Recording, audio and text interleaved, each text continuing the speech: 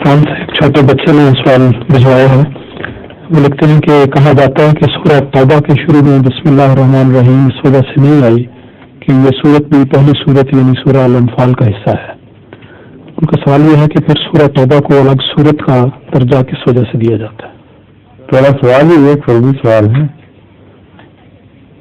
کہا جاتا ہے، جب کہا جاتا ہے تو کس نے کہا کہ کب کہا، اس کی حیثیت کیا ہے کہنے کی، وہ ساری چھانبین جب تک نہ ہو اس پر مبنی، اس مفہوم پر مبنی ایک سوال کا جواب میں کیوں دوں؟ سمجھے؟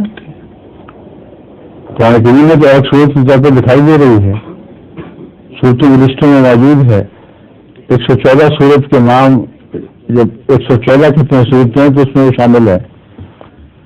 پھر اس کی صورت اس کی بسم اللہ جو آئے ہوئی تھی ایک اور صورت میں موجود بھی ہے، تاکہ صورتوں کی تعداد کے لحاظ سے پوری 114 بسم اللہ نکلائیں. تو اس لیے یہ کہنا کہ حصہ بالکل درست نہیں بات.